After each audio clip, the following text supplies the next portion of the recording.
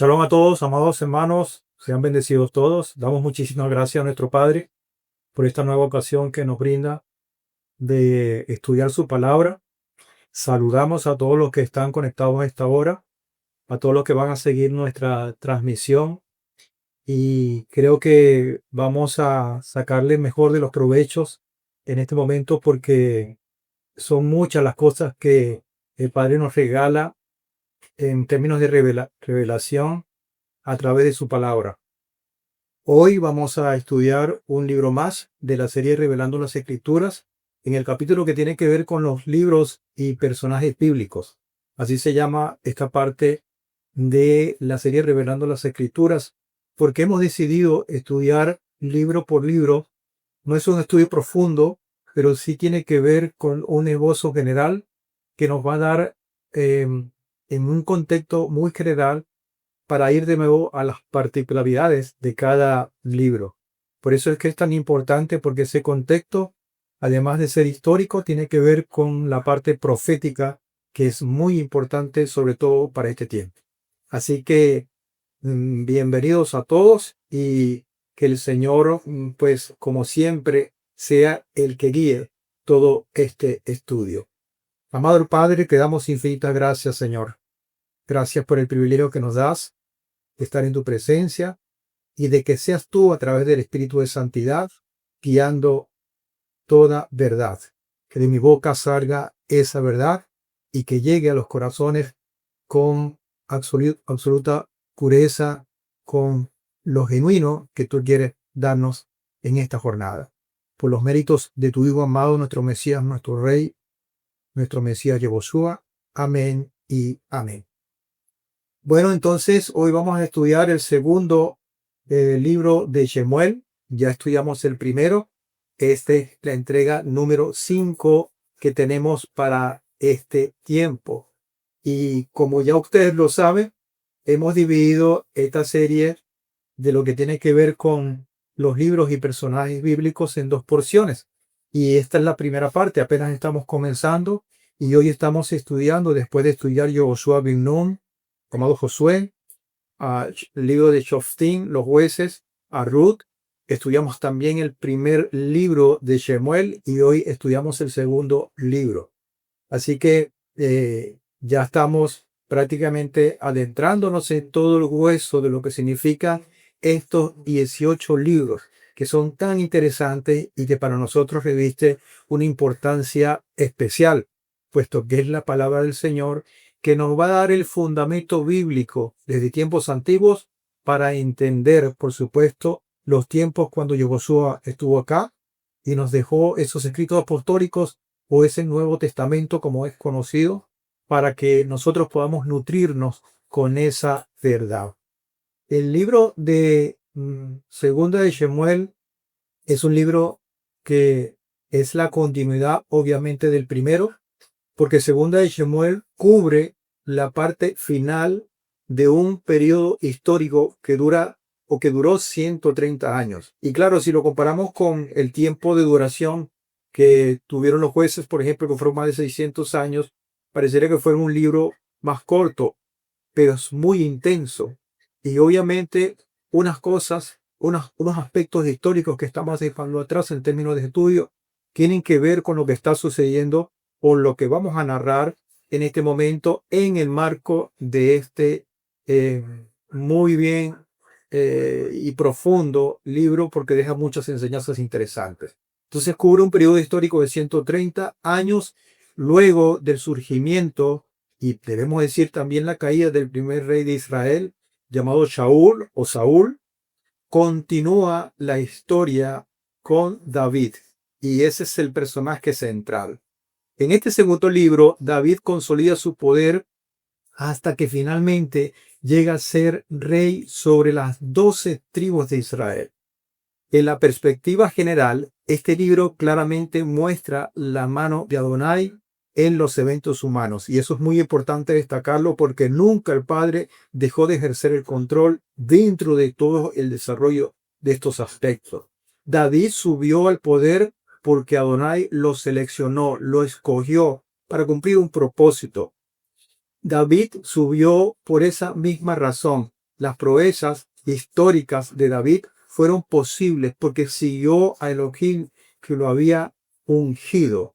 Porque claro, debemos decir también que el mismo Shaul con una llegada diferente también de alguna manera fue seleccionado para que cumpliera un rol específico, el cual ya vimos en la primera fase de este libro. Se relatan entonces los problemas personales y familiares que afligieron y condujeron a una gran tragedia nacional y que por supuesto tiene como protagonista a David, que le da un sabor supremamente interesante porque vemos a un David humano y vemos cómo, al igual que nosotros, puede reaccionar una persona cuando tiene sobre sí circunstancias que le son adversas y que muchas de ellas fueron provocadas por él mismo.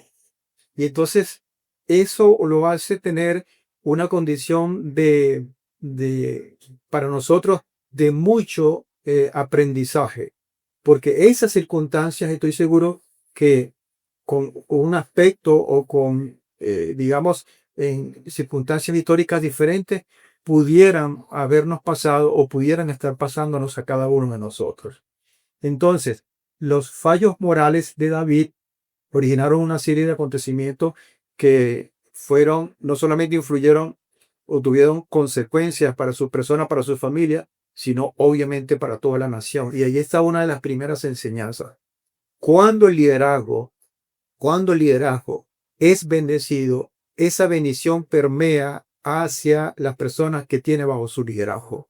Pero también es verdad que cuando ese liderazgo falla, esa falla también sufre consecuencias a los que están debajo. Entonces es muy importante tener eso presente.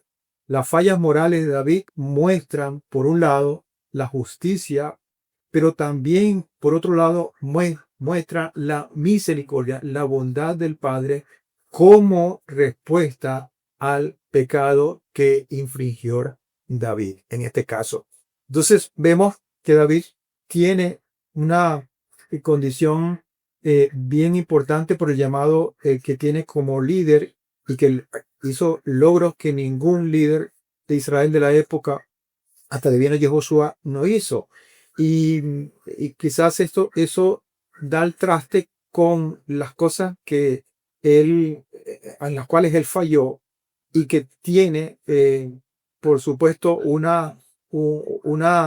llamado o una condición por parte del Eterno de ser muy fuerte, porque la responsabilidad que le había dado es muy alta.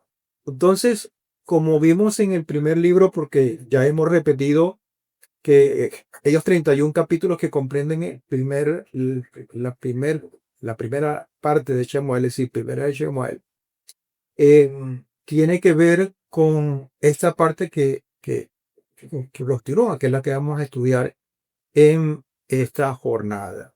Las características generales de este libro tienen que ver con que se clasifica como un libro histórico. De hecho, este es el cuarto libro de los 12 libros históricos que ya hemos tenido en la lista. Ese paquete de libros históricos comenzó con Josué, es decir, con Josué ben Nun, y va a terminar con Esther.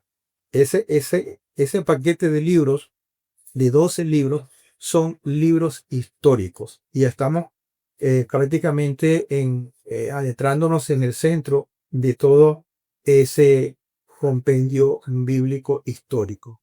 Su autor, como ya lo habíamos mencionado, se dice que fue Shemuel o el profeta Samuel, otros dicen que fue Gad, otros dicen que fue el mismo Natán.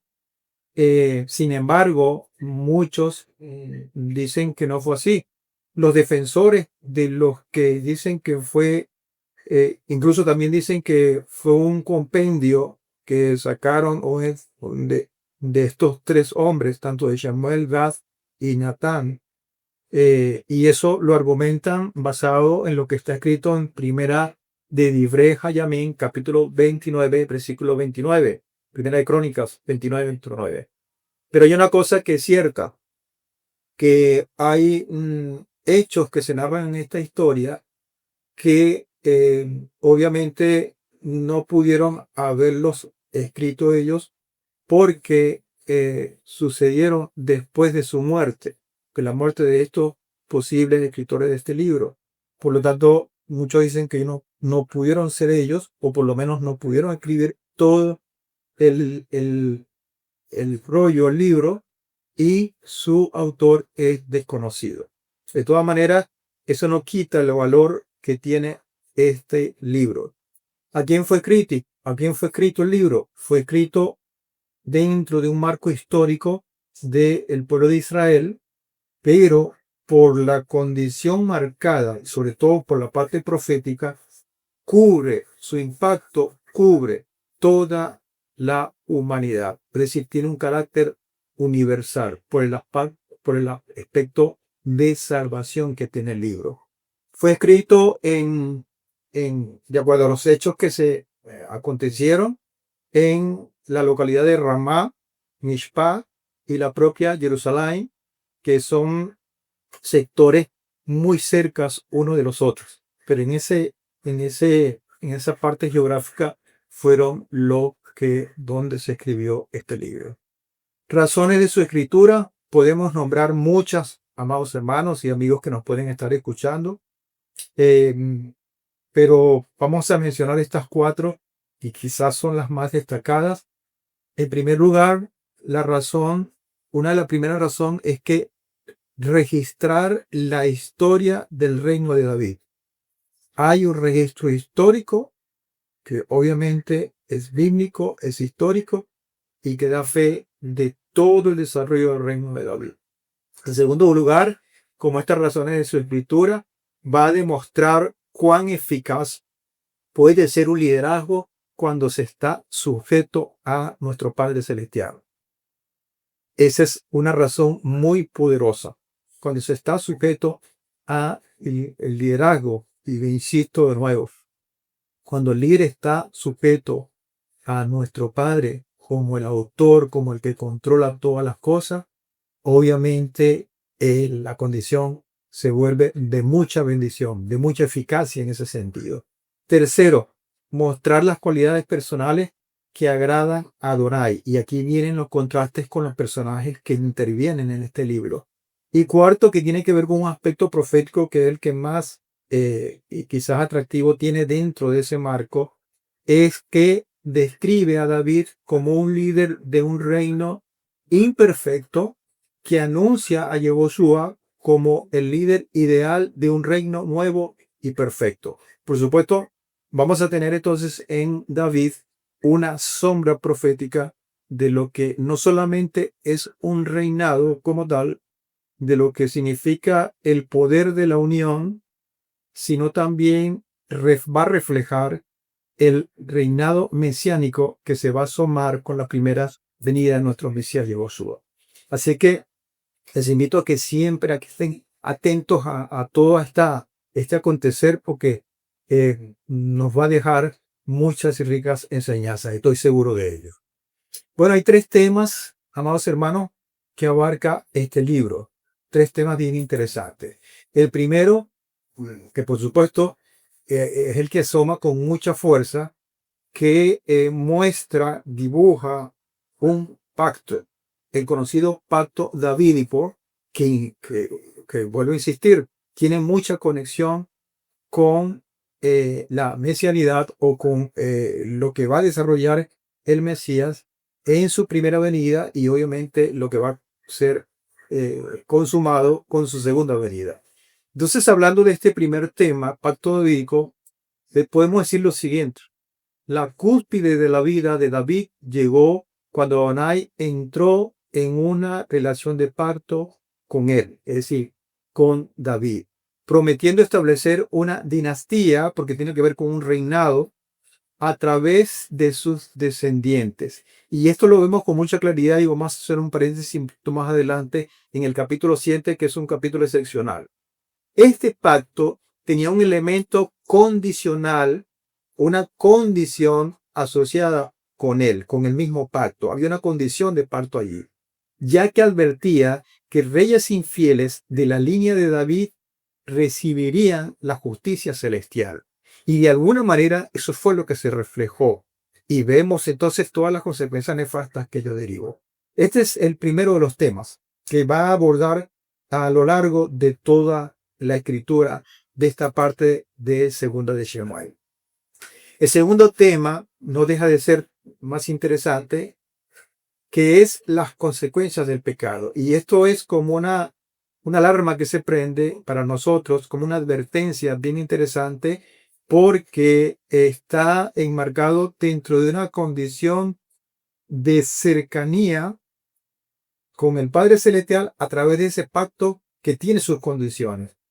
El pecado de David, tanto el de adulterio como el de asesinato, ya lo vamos a describir con un poquito más de detalle, fue el punto decisivo de su reinado. Eso fue una parte que marcó un hito, un declive, obviamente, en lo que sucedió después.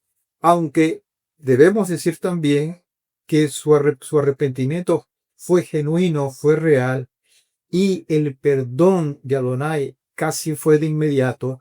Aún así, su pecado tuvo consecuencias irreversibles. Su vida familiar estuvo caracterizada por un desastre tras otro, con consecuencias para el reino.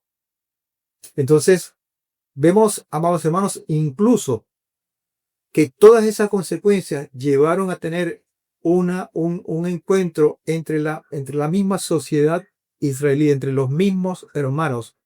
Y eso se conoce como un encuentro, como un desencuentro, que es una guerra civil, llamado con todas las palabras. Es una guerra civil dentro del mismo pueblo. Es decir, no bastaba con los enemigos de turno, como los filisteos, por ejemplo, que ya era bastante, sino que también había una condición interna con la cual había que lidiar. Al final, al final, David era un rey anciano cuyo reino, aunque todavía estaba de pie, estaba de alguna manera intacto, estaba muy socavado, estaba muy menguado. No obstante, Adonai fue clemente con él y la devoción sincera, y esto es una particularidad que a mí llama la atención, ustedes creo que también, todo lo que el corazón de este hombre, y que no obstante todas las, podemos decir, metidas de pata que hizo, porque fueron muy, pero muy, muy fuertes, él tenía una devoción sincera hacia nuestro Padre. Entonces se convirtió en ese atributo que obviamente lo marca, lo sella, como atributo más memorable de su vida. Y como el tercer tema de esta segunda parte de Shemuel, tenemos el abuso de poder. Y esto es obvio, porque no solamente estamos hablando de David como rey, sino todos sus sucesores, sus hijos. Varias narraciones en Shemuel describen las terribles o los terribles efectos del abuso de poder, principalmente el asesinato de Abner por parte de Joab, los preparativos de David para la muerte de Uría en batalla, la violación de Tamar por parte de Amnón, el asesinato de Amnón a manos de Absalón. Todos son familia, todos eran israelitas. Y para que, como si fuera poco, la rebelión del propio Absalón que llegó a tener esa especie de guerra civil. Por lo tanto, tenemos esos tres temas tan interesantes que cubren espacios diversos, pero que todos se mezclan para darnos a nosotros una buena enseñanza y que nos puede nutrir para conocer un hombre con más profundidad como David, pero sobre todas las cosas para conocer el carácter del Padre, cómo obra en esas circunstancias. El contexto histórico, y vamos a refrescar algunas cosas que vimos en el primer libro, porque obviamente no cambiaron. Estos dos libros estaban unidos en uno solo en las escrituras originales, y eso ya lo habíamos explicado. Relatan en detalles los días finales del tiempo de los jueces y los primeros tiempos del sistema de reina. Israel llegó un momento en que rechaza a Adonai su Elohim y exigió un rey a la usanza de las naciones que le rodeaban. El primer rey fue Shaul, como ya lo habíamos estudiado, un hombre de hermosa apariencia y guerrero competente, pero no de devoción a Adonai. Cualquiera que, me imagino por lo que hemos escrito, perdón, por lo que hemos explicado en las escrituras, que ve la estampa de Shaul, pudiera decir, bueno, este es el hombre indicado para que lleve la jefatura o liderazgo de un pueblo con las características de llamado que tiene Israel. Sin embargo, no fue así. Y fue todo lo contrario cuando se asomó el propio David al principio y que no tenía esa etapa y que fue necesario que el padre advirtiera al propio profeta que le iba a ungir para que, el mismo Shemuel, para que y lo advirtió diciéndole no te guíes por su apariencia externa. Entonces, eso es muy importante también acotarlo en este momento. Cuando Shaul murió, que fue donde quedamos en la conclusión de la primera parte, David, a quien el Eterno había escogido, fue instalado como rey.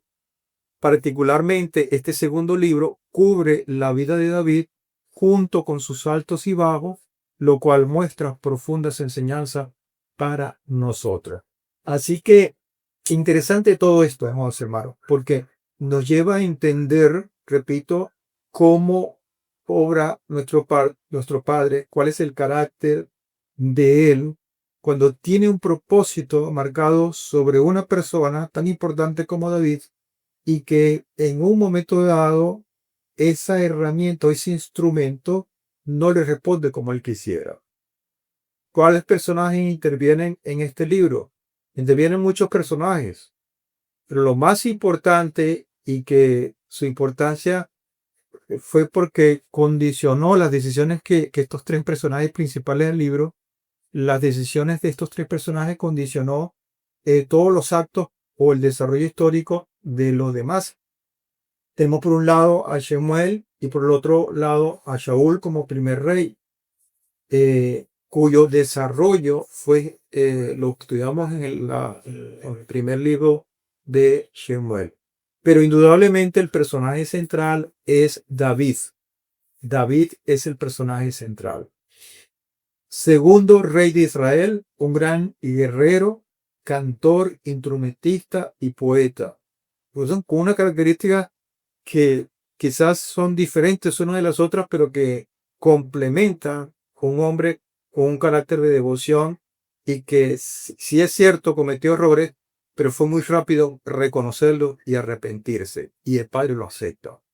Ungido por el profeta Shemuel para suceder al rey Shaul, y es reconocido por su valentía en las primeras de cambio cuando se enfrenta al Goliat, y después obviamente cuando tuvo que tomar el liderazgo y tener pues esa presencia para, para poder colocar las cosas en orden de donde esto dado. Autor de muchos salmos, eh, se dice que casi la mitad de los 150 salmos que nosotros conocemos fueron escritos o inspirados por David. También es conocido, lamentablemente, o pudiéramos decir, no es tan lamentable porque nos da una enseñanza, conocido por sus pecados, por sus errores. En el caso más marcado como el adulterio con Bathsheba, o Bexabe como se le conoce, y el asesinato del esposo de ella, conocido como Uría. Y fíjense que la vida de este hombre fue tan importante y tan impactante que no aparece solamente en el libro de Shemuel, tanto en la primera como en la segunda parte, sino que también aparece en el libro que vamos a estudiar en la continuación de estos estudios, que tiene que ver con Primera de Reyes o Primera de Menahim, y también en el libro de Primera de Crónicas o Primera de Divrei Hayamim. Y claro, no es tan nutrida la participación en estos libros, pero nos dice pues de la trascendencia que tuvo David en su obra, en su accionar, y obviamente cuando leemos también los salmos, uno dice, bueno, este es un hombre realmente fuera de serie. Pero amados, vamos a ver un poquito el contenido de este libro, como les he dicho, solamente es un repaso que nos da una idea general en ese contexto para poder entender dentro de esa perspectiva más amplia las cosas como sucedieron. En la primera parte del libro de Shemuel y primera de Shemuel, o primero de Samuel, cuando también es conocido, nosotros dividimos en aquel entonces ese estudio. Si no lo han estudiado, no lo han escuchado, no lo han visto, yo les motivo para que lo hagan. En ese primer libro compuesto por 31 capítulos, lo dividimos en dos partes. La primera, que fueron los 7 primeros capítulos, hablamos del nacimiento, cómo llegó Shemuel, este grandísimo hombre, que desde su concepción fue marcado con una historia, con un propósito bien importante para nuestro pueblo, sobre todo por la participación de su madre Hannah, que obviamente tiene unas implicaciones en su oración en capítulo 2 precisamente de Primera de Shemuel, que tienen que ver con la estructura, yo insisto con esto, con la estructura que va a sustentar, es como el armado de este libro en esa oración de capítulo 2 de Primera de Shemuel, que pronunció Hannah. Mire, es una cosa tan interesante, tan importante, que va a trascender no solamente la propia oración como tal y la respuesta del Padre que fue favorable cuando le concedió tener ese hijo, sino que lo que ella escribe allí va a marcar las pautas de lo que va a ser el desarrollo del reinado de David y que va a trascender hasta nuestros días. Y esto es sumamente importante. Al final vamos a hacer una pequeña reflexión sobre eso. Así que le pido que estén muy atentos para extraer una joya verdaderamente importante dentro de esa oración. La segunda parte de esa división que hicimos en la primera de Shemuel tiene que ver con desde el capítulo 8 hasta el capítulo 31, donde describe en una primera parte la vida de Shaul, el surgimiento y su caída. Pero también podemos decir que paralelamente aparece David y surge, emerge como una flecha y va en ascenso.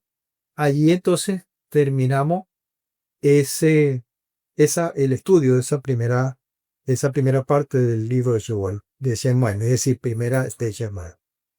En segunda de Shemuel es un libro o una parte, porque es un solo libro, es más corta que la primera. La primera tiene 31 capítulos, esta segunda parte tiene 24 capítulos y la hemos dividido en dos partes. La primera parte, que es la más gruesa, donde se desarrollan todos los acontecimientos, va del capítulo 1 al capítulo 20. Y esto tiene que ver con el ascenso de David, que ya venía del primer libro, pero también de su caída. ¿Ok? En esa primera parte se va a desarrollar la esencia de lo que es el reinado de David.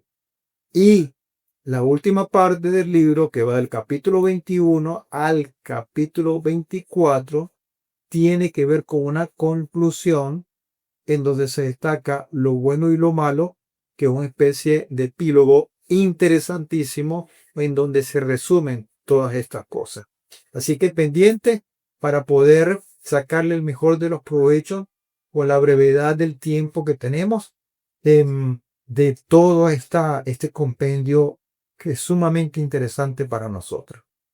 Comenzamos entonces con esta primera parte de estas dos, que insisto, va del capítulo 1 de segunda de Shemuel hasta el capítulo 20, donde vamos a narrar o donde se nos va a explicar el ascenso y la caída de David. Esto comienza, amados hermanos, con la muerte de Shaul. Y aquí vemos a un hombre como David que está manifestando un inmenso dolor por la muerte de David, por la muerte de Shaul, y que eso uno dice, bueno, ¿por qué razón si este hombre lo intentó matar? Y David se duele porque murió. Porque obviamente también se narra la muerte de Jonatán, que era hijo de Shaul, pero Jonatán fue muy amigo de David y es comprensible que su dolor sea por esa razón. Pero ¿por qué se duele por el rey Shaul? Dice segunda de Samuel, capítulo 1, versículo 4. David le preguntó con el desarrollo de las noticias de la muerte de estos dos hombres. ¿Qué sucedió? Muchos del pueblo cayeron y murieron, le dijeron a David. Y en esa muerte, en ese grupo estaba Shaul y su hijo Jonatán, quienes han muerto. Segunda de Samuel, capítulo 1, versículo 19, dice y muestra lo que le estoy diciendo. Ay del esplendor de Israel, herido en tus alturas, cómo han caído los valientes. Es decir, a pesar de las contrariedades que David estuvo con Shaul o con Saúl, él nunca dejó de reconocer la valentía de este hombre y el rol que le tocó jugar en un momento dado. Y este es muy interesante porque habla del corazón de David y cómo él mide las cosas, no de acuerdo a lo que quizás estamos acostumbrados, sino de acuerdo a un aspecto mucho más alto que en muchos de los casos se vuelve hasta incomprensible. Tenemos dentro del ascenso de David que hubo muchos logros y obviamente todos esos logros estaban nutridos como consecuencia de bendiciones. Dentro de esto podemos nombrar que con estas acciones, con el ascenso de David, no se hacían, lo que se hacía era el cumplimiento de las promesas de Adonai que estaban alineadas al propósito que el mismo Padre le había dado a David y que David en esas primeras de cambio obviamente respondió con mucha fidelidad a esa condición, a ese llamado. Y entonces, dentro de esas promesas destaca la dinastía o el reinado, porque apuntaba precisamente no solamente a un reinado que iba a unificar, aunque sea momentáneamente, a las 12 tribus de Israel, sino que iba a apuntar como sombra profética a lo que va a ser el reinado mesiánico, al reinado de nuestro Mesías de Josué. Y esto también está alineado a la cristalización de las promesas hechas en Abraham para bendecir a todas las naciones y que está escrito en el libro de Génesis o Bereshit, particularmente en el capítulo 12. Por lo tanto, tenemos una especie de conexión dentro de ese plan maravilloso en logros y bendiciones de David en su primer tiempo de desarrollo como rey, del cumplimiento planificado por un Padre Todopoderoso desde el principio de los tiempos. Pero también hubo en su caída un fracaso moral que comenzó con un enemigo no que estaba afuera, sino que estaba dentro del propio David. Y eso le produjo muchas contrariedades, no solamente a él, repito, sino a toda la nación. Y entender esto, por qué lo hizo, son cosas que a veces uno que pudiera preguntarse cómo un hombre con las características de David y con el llamado, con la protección que indudablemente tuvo del Padre, pudo caer tan bajo. Pero ahí está escrito. Y para nosotros, precisamente, es sumamente interesante estudiar todos estos aspectos. Hablando de esta primera parte que va del capítulo 2 al capítulo 7, donde se habla del ascenso, logros y bendiciones de David, tenemos que hablar, amados, que todos estos logros y bendiciones estaban enmarcadas para mí en dos aspectos muy importantes. La primera tiene que ver con un ámbito geográfico, como está en la lámina, tiene que ver con la ciudad de Jerusalén. tiene que ver con digamos, todo lo que es el espacio en donde se va a fundamentar o donde se va a colocar todo el peso, no solamente histórico, sino profético, que va a impactar y que va a llegar hasta nuestras vidas. Ese es el primer punto. El otro punto de fundamento, pudiéramos decir así, en este ascenso y del logro de bendiciones, es nada más y nada menos que la presencia del Padre Celestial. Y eso se traduce en forma material en lo que es el arca del pacto y lo que significa el arca del pacto para David. Y obviamente influyó notablemente en estas cosas que vamos a narrar a continuación muy brevemente. ¿En qué consistió esta serie de logros que trajo bendición a no solamente a David, sino al pueblo? En primer lugar, todas las tribus le piden a David que los unifique bajo su liderazgo como rey. Todo eso está desde el capítulo 2 hasta el capítulo 7. Todas estas cosas. Entonces estamos hablando de un hombre que es llamado a ejercer la unidad y logró. Se dice que el reinado de David fue fue el único reinado que se asemeja, que llegó tan alto en semejanza, como sombra profética, vale decir, a lo que quiere el Padre con el Rey, con nuestro Mesías Yehoshua. Y eso para nosotros es bien interesante porque nos da, si se quiere, una pista de todo lo que el Padre quiere o que se está imaginando para que nosotros podamos estar alineados con esos aspectos. Entonces, el primer punto de logro es la unidad. Segundo, David conquista Jerusalén. También lo logró. Tercero, David establece a Jerusalén en primer lugar como la capital política de Israel. O sea, estamos viendo un hombre que ejerció una notable estrategia para llevar a una nación dentro de una estructura política que pudiera funcionar sin descuidar las cosas que el Padre les estaba indicando. Porque obviamente una cosa tiene que ver con la otra o es consecuencia de la otra. Lo espiritual es lo que determina las consecuencias naturales en lo que estamos hablando, y en este caso establecer Jerusalén o Jerusalén como capital política.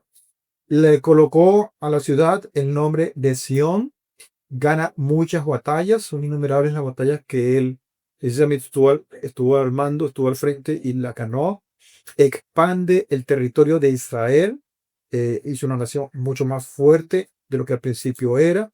David desea convertir a la ciudad de oro, la ciudad de David, como también es conocida, a Sión, a Jerusalén, la quería convertir como capital espiritual de Israel, y ahí viene el ingrediente de esa arca del pacto como el símbolo de la presencia de Adonai para hacer ese cometido, para alcanzar ese propósito. Y finalmente, dentro de toda esta condición, traslada el arca del pacto a Jerusalén para ser el centro de esa, no solamente la capital política, sino la capital espiritual o religiosa, como dicen algunos, dentro de este ámbito. Entonces, vemos que este desarrollo de los primeros capítulos, incluso hasta el capítulo 9, vemos un David fuerte, un David que estaba comandando, un David que estaba ejerciendo su liderazgo. Porque al final del libro vamos a ver un David totalmente diferente. Un David débil, un David que necesitaba el soporte del entorno que tenía, de sus aliados, porque sí los tenía, a pesar de que muchos lo defraudaron, muchos le dieron la espalda, pero hubo un remanente que estuvo con él hasta el final, y sobre todas las cosas, debemos decirlo, el Padre nunca lo abandonó. El Padre nunca lo abandonó. Yo quería hacer un llamado, amado hermano, del lo que está en el capítulo 7, porque el capítulo 7 merece un estudio quizá un poco más profundo, porque se determinan muchas cosas allí. Y sobre todo porque el eje central de este capítulo 7, que para mí marca como el eje central donde gravitan todas las demás cosas, porque estamos hablando de la presencia del Padre Celestial en la figura de esa arca del pacto de la cual estamos hablando.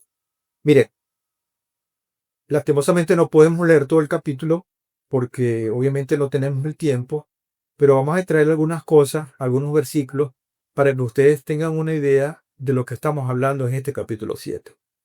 En el versículo 1 comienza diciendo, aconteció que cuando ya el rey habitaba en su casa, estamos refiriendo obviamente al rey David, después que Adonai le había dado reposo de todos sus enemigos en derredor, ahí estaba en la cúspide del liderazgo, ¿ok? Estaba en la cúspide del liderazgo, todas las cosas estaban funcionando muy bien. El rey dijo al profeta Natán, se acerca a David y le hace una propuesta al profeta Natán. Y esta profeta es sumamente interesante y yo les voy a dar algún planteamiento que quizás ustedes pueden compartir o no, o ustedes pueden a lo mejor colocar otra perspectiva de esto porque es muy interesante. Y la subrayo. Esto que les voy a decir, lo que le propone David a Natán. Le dice, he aquí, yo habito en casa de cedro, porque hemos dicho que el padre le concedió todo ese privilegio de habitar pues en una casa bien hecha y con todo lo demás que ameritaba él como rey. Entonces él comienza diciendo, yo habito en esta casa, pero el arca de Elohim está entre cortinas. Y él arranca con esta posición que es muy válida. Obviamente es genuina, porque David fue un hombre con un corazón muy dado a las cosas del Señor, temeroso del Padre. Y él dice, para él, decía, a mí me parece que no es justo que yo viva en una casa, en un palacio, vale decir, y la presencia del Padre Celestial al quien yo sirvo eh, está entre cortinas. No puede ser. Dice el verso 3, y Natán respondió al rey, ve, haz todo lo que está en tu corazón, porque Adonai está contigo. Fíjense la respuesta de este hombre, el profeta Natán. Le dice, como condición de la, de la unidad que tiene, de la compenetración que tiene el David con el Padre, basado en eso, el profeta Natán dice, no, si está eso en tu corazón, como tú estás alineado con el Padre, hágalo, hágalo, simplemente por eso. Pero el verso 4 dice, aconteció que que esa misma noche llegó palabra de Adonai a Natán diciendo, el Padre siempre está en todas y se está dando cuenta de lo que está pasando. ¿Okay? Y que lo que estaba pasando no es nada malo. Era algo digno. Poner la presencia del Padre en un lugar digno. El Padre entonces se da cuenta y viene el mensaje del Padre Celestial a Natán, no a David.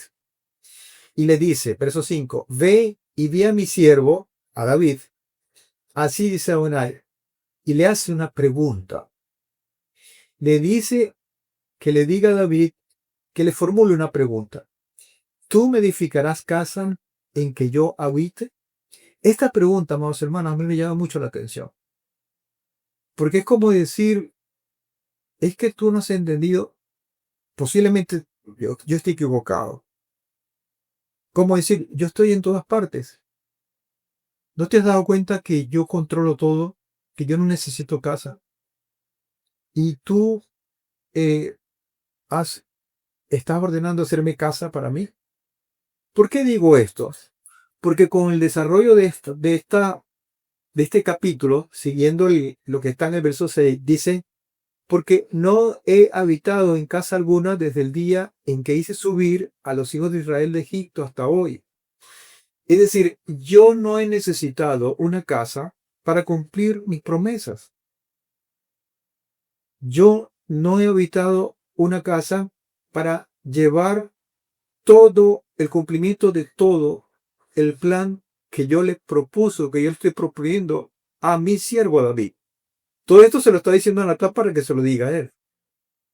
Y dice, sino que estuve en tienda y tabernáculo. Y en ese interín, dice el verso 7, donde quiera que he estado yendo con todos los hijos de Israel, donde quiera que he estado yendo con todos los hijos de Israel. ¿Acaso he hablado palabra con alguna de las tribus de Israel a quien haya mandado apacentar a mi pueblo para decirle, ¿por qué no me edificáis una casa de cedro? Es decir, el padre lo que está diciendo es, yo he dado la orden antes de que me edifique una casa. Si yo lo hubiese querido, yo lo hubiese ordenado hace tiempo. Pero no fue necesario. No, yo habito, y aquí hasta un punto dado, yo habito en el corazón de aquel que me quiera, que quiera construir una casa. Y la casa no es una casa física, es un tabernáculo que somos nosotros para que se cumpla la voluntad del Padre. Y esto es importante porque arranca con una petición que pudiera ser sustentada, que pudiera ser bien intencionada, pero que el Padre desarticula todo esto y le dice, yo no necesito casa. Mire, en el capítulo 7 se nombran algunas condiciones o algunos logros que pasaríamos buena parte de esta jornada o de esta enseñanza describiéndolos cada uno. Y yo solamente los voy a detallar. En primer lugar, le dice, el padre escogió a David porque lo tomó del redil donde él estaba. Así, textualmente se lo dice. Segundo, te hice líder de mi pueblo. Todo eso acontece en el capítulo 7. Te hice líder de mi pueblo. Tercero, te acompañé en tus caminos, no te dejé. Siempre he estado contigo. Te protegí de tus enemigos. En ese andar guiándote, te protegí de tus enemigos. Y es evidente porque cuando nosotros vemos lo que pasó con Shaul, que instrumentó a Jonathan, a su hijo, para que lo protegiera, y tenemos una condición bien importante de protección en eso. Y dice finalmente, te haré un gran nombre y te edificaré una casa. Ahí está un punto bien interesante que da digamos, una perspectiva mucho más amplia de la petición de la casa que el mismo David le estaba diciendo que iba a ser una casa para el Padre.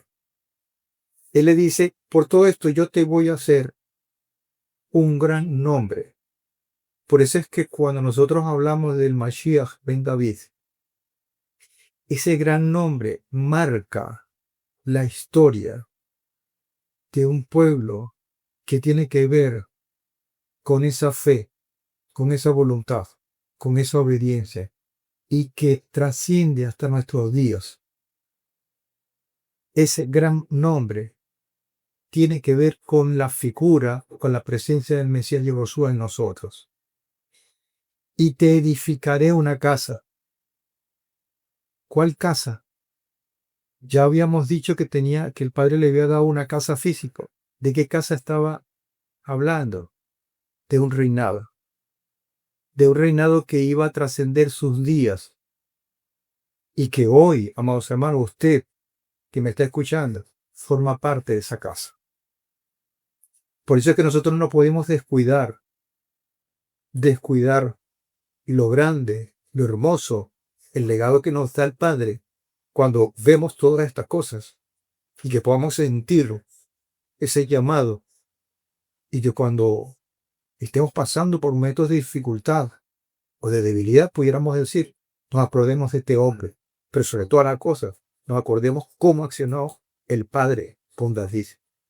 En 2 de Samuel 7:16, insisto con el capítulo 7, dice, tu casa y tu reino permanecerán para siempre ante ti, y tu trono será estable eternamente. Estaba refiriéndose a un reinado que no tenía fin, estaba refiriéndose a un pacto davídico que obviamente abarcaba no solamente su vida física como tal, sino esbozaba todo lo que iba a ser, o lo que hizo, lo que está haciendo y lo que va a hacer nuestro Mesías Yeshua. Y ahora hay un compendio bíblico interesantísimo que habla de esas promesas mesiánicas. Ahí está algunos textos bíblicos que usted lo puede revisar, que fundamenta bíblicamente hablando ese pacto davídico y esas promesas que el Padre le habla en términos de continuidad de un reinado maravilloso. Dice Gilel, capítulo 1, versículos 32 al 33, este será grande y será llamado Hijo del Altísimo, y el Señor Elohim le dará el trono de David su padre. Gilel, Lucas 1, 32 y 33. Este será grande, refiriéndose a nuestro Mesías Yeshua, y será llamado Hijo del Altísimo, y el Señor Elohim le dará el trono de ¿quién? De David, cumpliendo con lo que está escrito en 2 de Samuel 7:16, que lo acabamos de decir. Le dará el trono de David su padre, y reinará sobre la casa de Jacob por los siglos, y de su reino no habrá fin. Yehoshua es precisamente el cumplimiento del pacto davídico. Él es el hijo de lo que en la línea de David, quien reinará para siempre. Entonces tenemos toda esta condición que nos hace ver y nos hace mostrar de manera fehaciente, porque este no es un invento, este es nuestro Padre hablándonos para la vida de este hombre y la vida nuestra. Pero también debemos nombrar las caídas. Y la caída comenzó con esa figura en donde está una atracción física con una mujer que lo llevó a cometer algunas cosas que eran insospechadas o que eran increíbles que le sucedieran a un hombre de la talla o de las características que estamos hablando. Fracaso moral. Dice 2 de Samuel, capítulo 11, versículos 2 al 6. David desde el terrado vio a una mujer bañándose, y la mujer era de muy hermosa apariencia. Y David envió a indagar acerca de la mujer, y uno dijo, ¿no es esta Bathsheba o Bexadé, hija de Elián, mujer de Uría Eteo? Y envió David mensajeros y la tomó, y cuando ella fue a él, él se acostó con ella, pues acababa de purificarse de su impureza. Después ella volvió a su casa, y la mujer concibió, y mandó informar a David, diciendo, he concebido.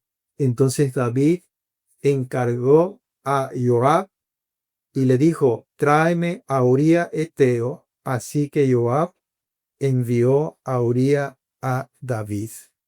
Y allí estaba entonces un error tras otro de este hombre.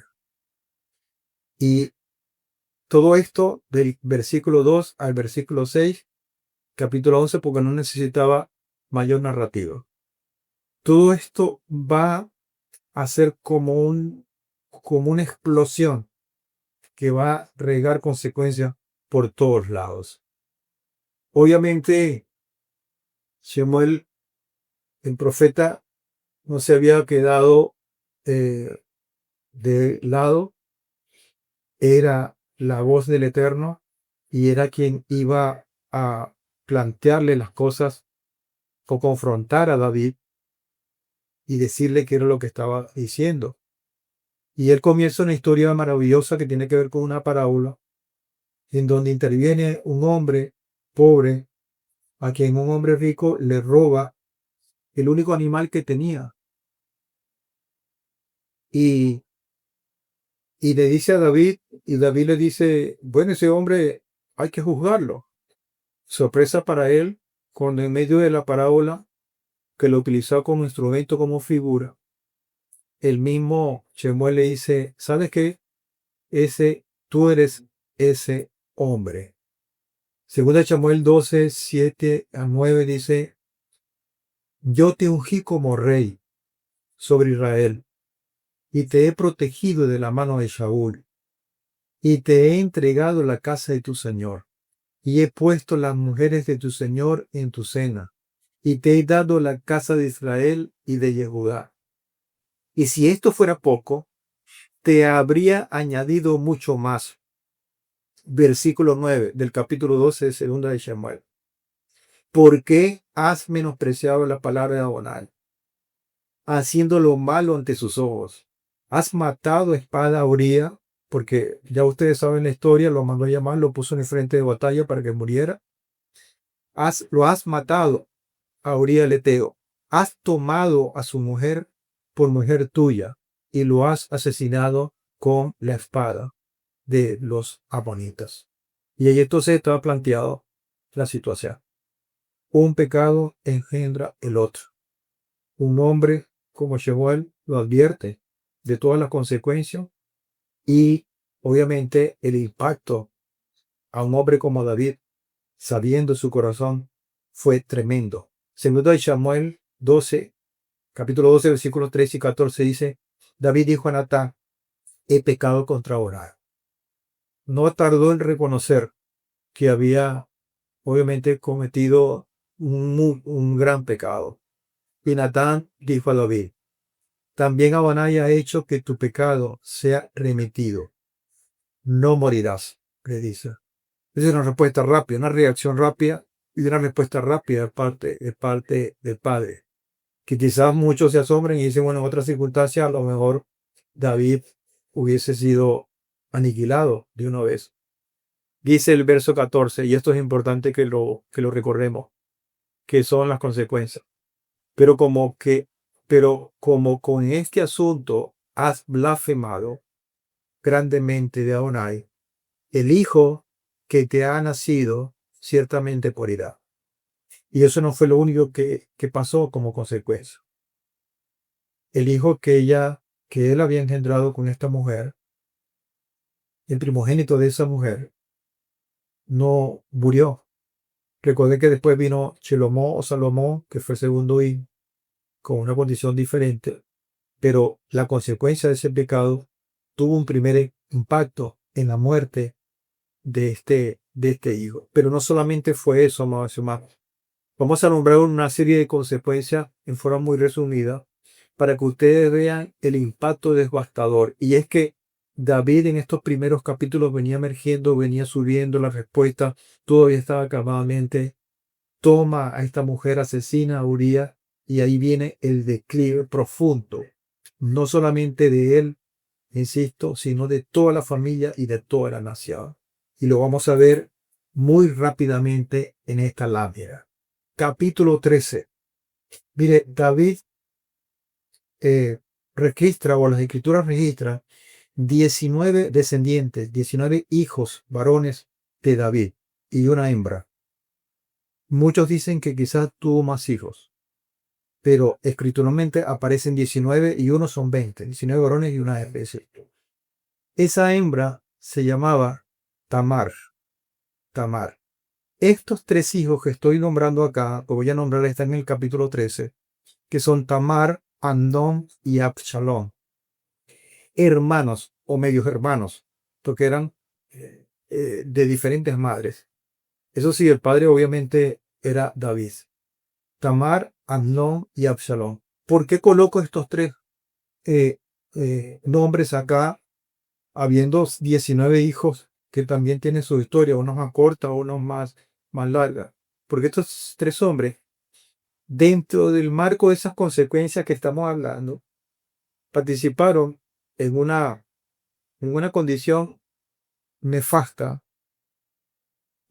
mucho más profunda que lo que comenzó David con esta mujer y el asesinato de su esposa. ¿Qué pasó? Amnón abusó sexualmente de Tamar. Amnón abusó sexualmente de su media hermana. Cuando Absalón se da cuenta, ordena la muerte de su hermano, de Amnón. Pero no solamente esto. Absalón, en un hombre de un porte importante, no pasaba desapercibido, con una cabellera, con un porte, con una condición de impacto social, pudiéramos decir, y que incluso tenía muchos seguidores, tenía un arrastre de liderazgo. Todas esas condiciones las aprovecha este hombre y obviamente descendiente de David, con un buen porte, muy bien parecido, y trama un plan secreto para derrocar a David, para derrocar a su padre. Eso está en el capítulo 15, hasta el capítulo 18, este segundo de Shember. Hace un plan y esto lleva a Israel a una rebelión en términos de gran escala y el cual se define como una guerra civil. Fíjense lo que está pasando y que esto derivó como una consecuencia de aquello. Obviamente, para que ustedes vean que un pecado engendra otro y que aunque David estaba siendo, mostraba su arrepentimiento, las consecuencias ya no las podía parar, empezando por la muerte de su hijo. David tuvo que huir y esta es la segunda huida de él. Fue que también huyó cuando estaba en peligro su vida porque el rey Shaul lo estaba persiguiendo. Ahí huye junto con muchos de sus fieles que nunca lo dejaron. Es cuando en ese momento escribe algunos salmos. Yo solamente coloqué este fragmento del Salmo Onteilim, capítulo 3, versículos 1 y 3, en el marco de la huida de David. Dice: oh Adonai, cómo se han multiplicado mis adversidades. Muchos son los que se levantan contra mí, pero tú, oh Adonai, eres mi escudo, eres escudo alrededor mía, mi gloria, el que hace levantar mi cabeza. Luego de esto, Absalom es asesinado de una manera muy cruel, capítulos 19 y 20, y al final David regresa a su reinado, pero cabizbajo, totalmente desmoralizado, a pesar de la condición adversa que tenía Absalom sobre su vida, porque era su enemigo, pero sobre todas las cosas era su hijo.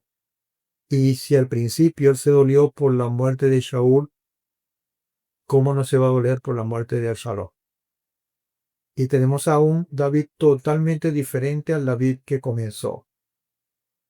Llegamos a la parte final de este gran libro, capítulo 21 hasta el capítulo 24, donde está una especie de conclusión, donde se resume de una manera magistral, incluso literal, de una manera literaria, que es digno de analizar desde ese punto de vista, podríamos decir, porque es una especie de epílogo cronológico, ¿ok?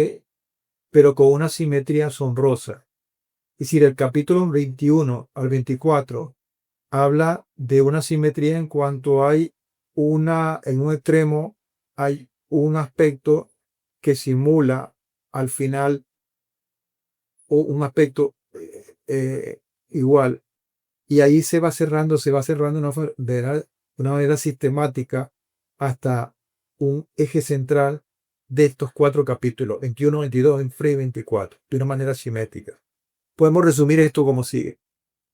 En primer lugar, con ese paréntesis amplio de esa simetría, capítulo 21 en su primera parte habla del fracaso de Shaul, y dentro de esa simetría, en el capítulo 24, que es el último, habla del fracaso de David y forman ese gran paréntesis dentro de esa simetría. Esto tiene que ver con, por un lado, el fracaso de Shaul, que permitió mucho daño, el perjuicio a los gabaonitas, que también lo narra allí en la parte del capítulo 21, la primera parte, y también al final habla del fracaso de David en los términos del del perjuicio a los israelitas. Eso forma la primera simetría. En la parte medular del centro de ese contexto literal, que es una especie de epílogo, se habla de la debilidad de David contra los filisteos. Y tenemos un David totalmente diferente en los primeros capítulos, que están narrados en la segunda parte del capítulo 21, contra ese David que vimos en los primeros capítulos, pero que también se refleja con la parte simétrica en el capítulo 23, en la segunda parte. Debilidad de David contra los filisteos. Y eso deriva, amados hermanos, en una especie de memorias, que es una poesía, memorias poéticas de David, que están comprendidas en la parte medular de esto, en el capítulo 22 hasta el capítulo 23 o su primera parte. En estas tres cosas en esta memoria hablan de tres cosas. En primer lugar, Adonai lo rescató del peligro. Repito, todo esto es como un resumen de la Biblia. Adonai lo rescató del peligro. Adonai fue fiel a su pacto, a pesar de la condición adversa en un momento dado de David. Y sobre todas las cosas, la esperanza de un rey venidero siempre estuvo marcada allí. Y al final del libro se ve con mucha fuerza esa esperanza de un rey venidero. Yo les había dicho que el capítulo 7 de Segunda de Shemuel es un capítulo tremendo, que hay que leerlo con mucho cuidado. Pero aquí hay un capítulo al final, que es el capítulo 22, que yo no lo coloco todo porque es largo, pero que indudablemente tiene unas características importantes que, repito, está enlazado con la esperanza de un rey venidero y que forma ese epílogo, ese cierre magistral de este libro. Voy a leer el versículo 2 y 4, que forman parte de la primera parte, y los versículos del 47 al 51, que forman parte de los últimos versículos del capítulo 22. Pero todo el capítulo 22 es tremendo. Y dijo: Adonai es mi roca y mi fortaleza y mi libertador. Elohim es mi roca, en él me refugiaré, mi escudo y el cuerno de mi salvación, mi alto refugio y mi salvador. De la violencia me libraste. Invocaré a Adonai, quien es digno de ser alabado, y seré salvo de mis enemigos. Y ahí se va, desarrolla todo el capítulo, y al final, versículo 47 dice: Viva Adonai, y bendita sea mi roca, otra vez la roca. Engrandecido sea el Elohim de mi salvación, el Elohim que venga mis agravios y sujeta pueblos debajo de mí, el que me saca de entre los enemigos. Sí, tú me exaltas por encima de los que me resisten y me libras del hombre cruel. Por tanto, Adonai, yo te confesaré entre las naciones y cantaré alabanzas a tu nombre, que salva maravillosamente a su rey y muestra misericordia a su ungido, a David, a su simiente y a su simiente para siempre. Así termina este libro con estos maravillosos mensajes. Amados hermanos, ya en la parte final, yo les había hablado de el ruego que tuvo Hannah al principio con aquel hombre que activó toda esta historia, que fue el profeta Shamuel, y que le da el título a este libro, Hannah. En esa oración, en ese clamor que ella hace en el capítulo 2, los 10 primeros versículos, se habla de un reconocimiento al Padre Celestial. Se habla y se percibe la humildad de esta mujer sobre la soberbia de un mundo que estaba en acecho. y que contrariamente a esa soberbia, la humildad se impone. Se habla del favor de Adonai y la anulación del enemigo. Y estos aspectos, amados hermanos, estuvieron marcados, estuvieron presentes, no solamente en la vida de su hijo, el hijo de Hannah, que fue el profeta Samuel, no solamente en la vida de Shaul, que obviamente barcó y se fue por una vía muy distante a lo que es la humildad, sino que también marcó a la mismísima vida de David. Marca de alguna manera bien importante el proceso de enseñanza de lo que tiene Mesías y Josué para nosotros y llega hasta nuestros días. Reconocimiento, humildad, favor de Adonai y anulación del enemigo. Todo, porque esta oración termina, el versículo 10 del capítulo 2 de 1 de Samuel, con una conexión maravillosa con nuestro Mesías. Dice, Adonai juzgará los confines de la tierra, dará fortaleza a su rey y exaltará la fuerza de su Mesías. Obviamente, en primer término, estaba hablando de ese ungido llamado David, pero que por trascendencia profética va a marcar la vida de nuestro Mesías de Josué y por este de nosotros. Al final, ese hombre gallardo, joven, de poco aspecto para ser rey como David, tiene una profundidad en sus enseñanzas que marcan la historia de un pueblo como el nuestro y que queda registrado a lo largo de todas las escrituras. Una evidencia de eso es lo que está escrito en Hebreos capítulo 6, versículos 17 al 20.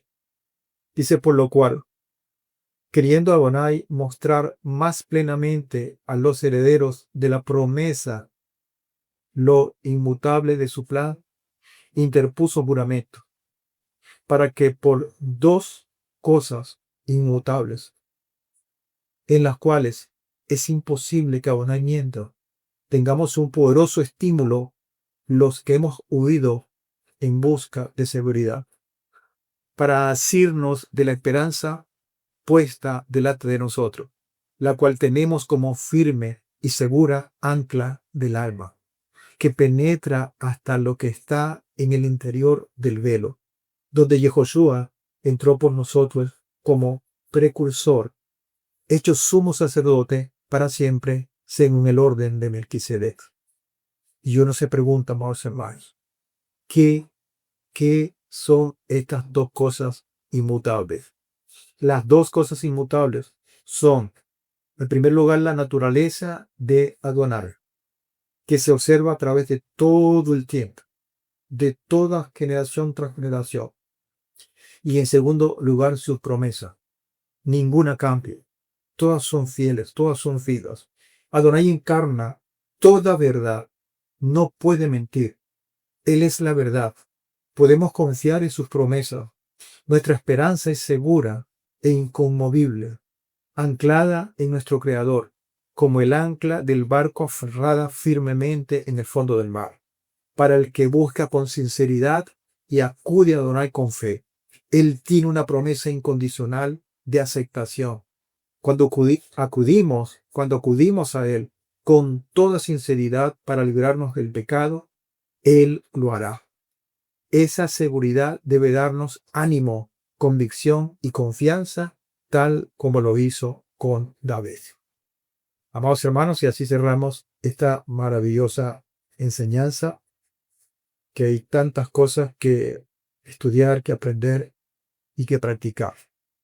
Los invito, amados hermanos, para que profundicen cada quien en su interior y sobre todo acompañado de una lectura bien detallada de este libro de Samuel para su reflexión. Mientras tanto, vamos a estar expectantes para el próximo estudio, donde vamos a estar estudiando dentro de los libros y personajes bíblicos a Primeras de Melahí, al Sefer Primera de Melahí o Primera de Reyes, configurando la parte o la entrega la sexta parte de este libro.